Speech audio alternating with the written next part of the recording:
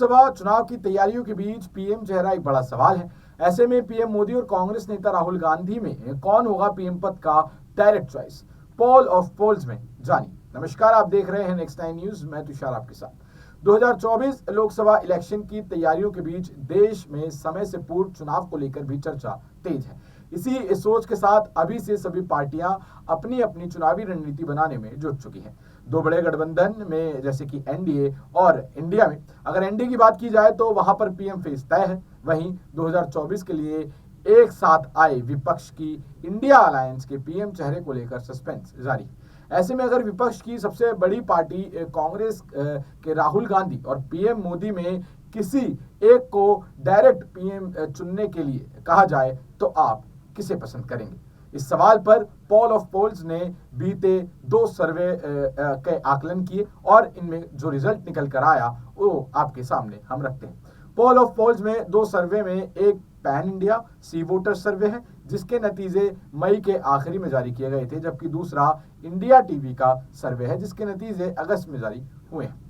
दोनों सर्वे के आंकड़े की बात करें तो भारत के अगले प्रधानमंत्री के रूप में पीएम नरेंद्र मोदी सबसे लोकप्रिय विकल्प के रूप में चुने गए हैं, जबकि दूसरे नंबर पर राहुल गांधी की लोकप्रियता में पिछले सर्वे की तुलना में इजाफा देखा गया है।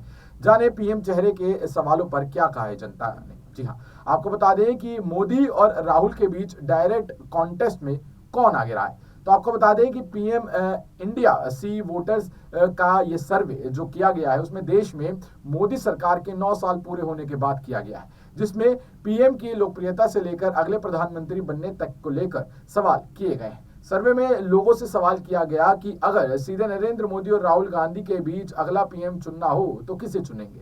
तो आपको बता दें इस पर 56.6% जो यहाँ पर मतदान मिले हैं, यानी कि लोगों ने चुना है, वो चुना है प्रधानमंत्री नरेंद्र मोदी को अगले प्रधानमंत्री पद के लिए, जबकि 35.37% लोगों ने चुना है वायनाड से सांसद राहुल गांधी को अगले प्रधानमंत्री के पद के लिए।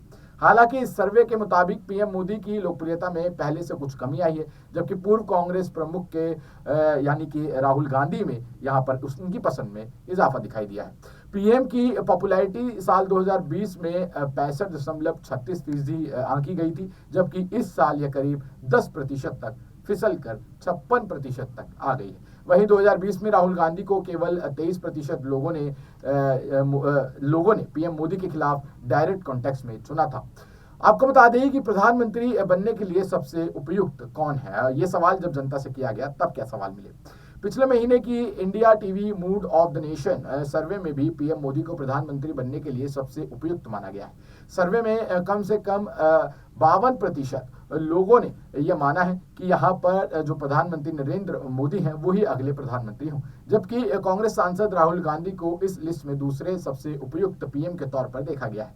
राहुल गांधी को शीर्ष पद के लिए 16% लोगों का साथ मिला है। चलिए आपको बता देते हैं कि अब कितने वोट इन दोनों को मिले हैं। तो बात करें प्रधानमंत्री नरेंद्र मोदी को तो उन्हें 52% वोट मिले हैं, और बात करें राहुल गांधी की तो उन्हें 16% यहाँ पर वोट मिलते दिखाई दिए गए हैं।